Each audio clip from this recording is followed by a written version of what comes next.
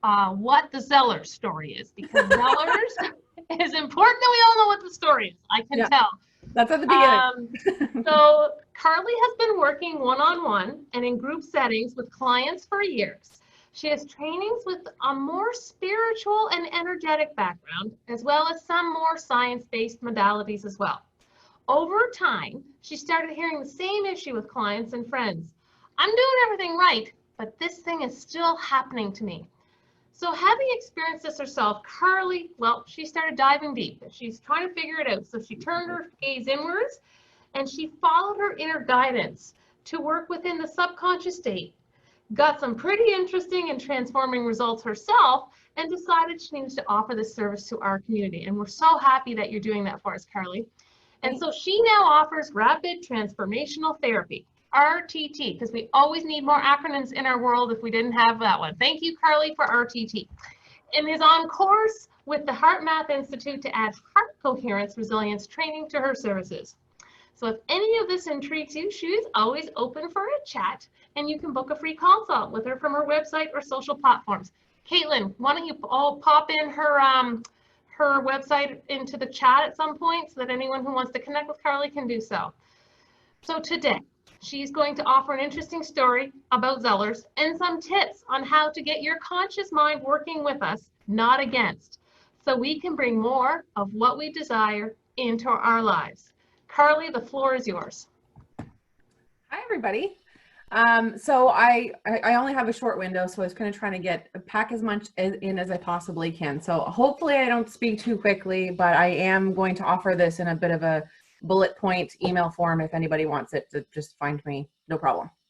So on my journey, what I have found out about transformation is that it is it's pretty individual, but B, there's a whole lot to it. There's a lot of layers to it. And one of the layers that I'm now working with is obviously subconscious, but what we're going to focus on today is the conscious. So I'm going to give you guys a little kind of an exercise to do, which I found very helpful because conscious work is also incredibly important. The Zeller story, people want the Zeller story. So that ties in how I feel and why I feel subconscious work is important. So when I was having a session done on myself, in my training, I was required to do a real session. And one of the scenes that popped up, so I had chosen at that time to work on a lack mindset, which I'm so grateful for now in the middle of a pandemic. I think without this work, I might have been in a different mindset if I didn't do this work. So pretty grateful for that. So I was working on lack, and one of the scenes that I regressed back to, and this is going to date me painfully, you guys are probably going to have a clue how old I am now, but I was at the Dartmouth Shopping Center with my dad on a Saturday, and we were in Zellers, and he often would take me on the weekends, and we would go do the fun things, and we were at the conveyor belt putting our items on, and there were a few items for me, one of which was Fig Newtons and red licorice, like the Zellers brand red licorice, and I wanted it. I was so excited, like a sweatshirt or something. I don't know.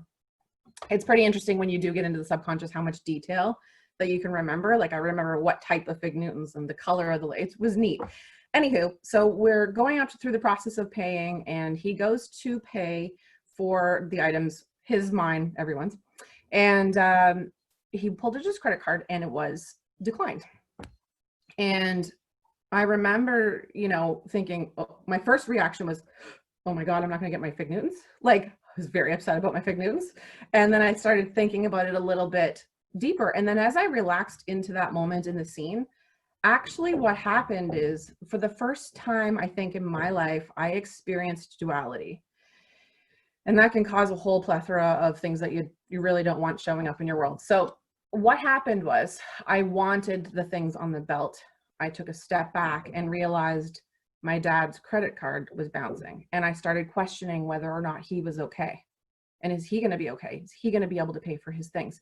And then I started feeling guilty about wanting the things and him purchasing them for me. And then if he did purchase them for me, is it going to hurt him?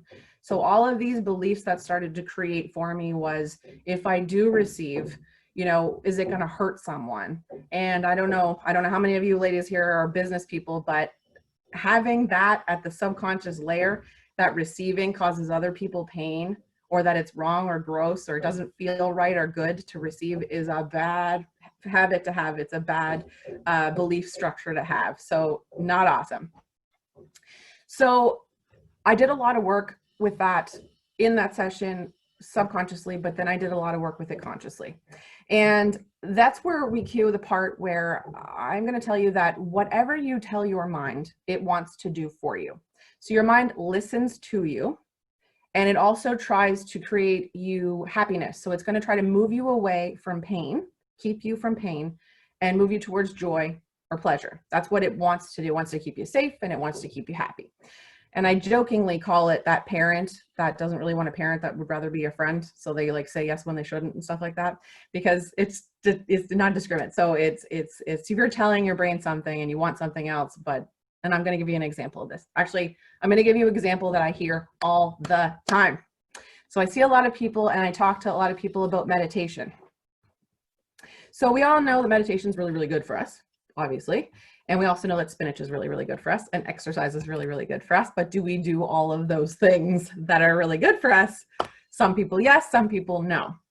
I'm throwing these things out because I'm going to ask you to choose something later on. So you'll get the idea. So if the clients that come to me, they want to learn more about meditation, they know they need to calm, they know they need to relax, de-stress, and all this stuff. And they'll come to me, I'll kind of give them some sort of a prescription, a meditation prescription, or sometimes a challenge, or sometimes, you know, whatever. And I'll hear from them. I'll hear from them a week later or 2 weeks later, and they'll say, oh my God, it's amazing. I'm doing awesome. I feel so great. My life is, you know, yada, yada, yada. And then 6 months later, I'll hear from them, I fell off the wagon. I fell off the wagon and I feel like shit. Can I come see you? I'm like, sure. So we have a conversation, and I say, okay, well, what's going on? What caused you to fall off the wagon? And then I hear things like, well, I didn't have time. I don't find I'm very good at it. What's another thing people say all the time? They say, you know, it's on my to-do list. I have already too much to do on my to-do list, and it's just becoming an overwhelm for me. I don't wake up early enough, and so on. So here's what I tell people. I'm like, that's what you're telling your brain. And so your brain is going to automatically think, you don't have time. You're not very good at it anyway. It's not going to make you want to do it. It's not going to help you do it. It's going to say, hit the snooze. Oh, it's so much more comfortable in bed. Just sleep for 5 minutes. You don't need to do that. Oh, just be comfy. No. So now what you're doing is you're telling it, I don't want to do that, and this is better. And that's what's pleasure. And so the brain moves you towards that pleasure. So we do this in all sorts of different aspects and areas in life, like, you know, people who are trying to be mindful of their eating and then eat chips for lunch. I'm not gonna lie, I've done that. Not great. So yeah, nobody's mad at chips.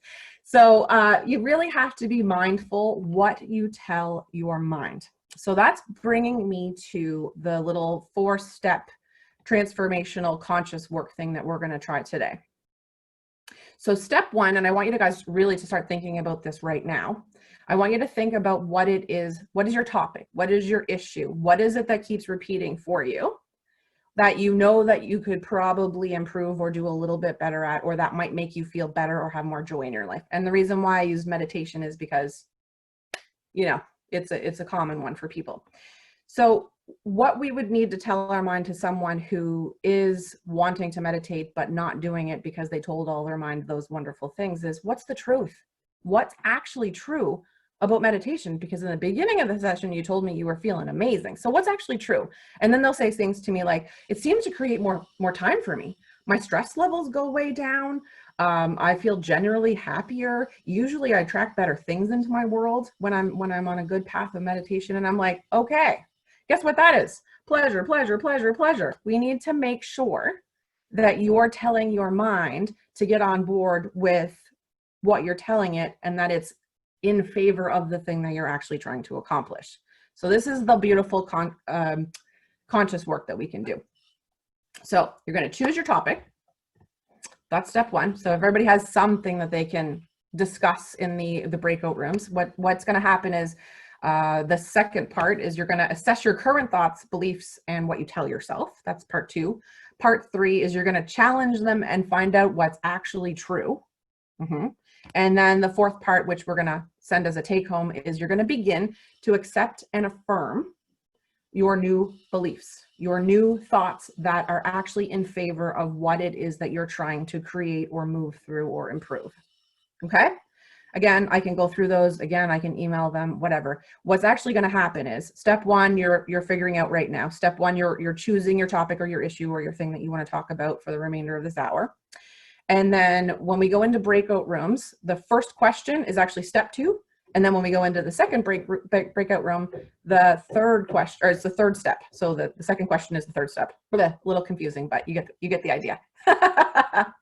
And I'm going to be, I think, methodically moved in and out. I think last time that didn't happen the same way. So Caitlin's going to pop in and show her face and be like, I'm taking her now. And then, so when Caitlin comes in, I'm out. All right, guys. So I don't know who's asking the questions, but I'm going to hand it over to whoever that is. There it is. So for those of you who've been to another event, thank you, Carli. That was awesome. Thank you for sharing. Zellers for the win. Zellers Red Licorice. Zellers for the win. I just wanted it. Listen, Zellers and Kmart, I love them both. Let's just be honest. Oh, don't get me going on Kmart.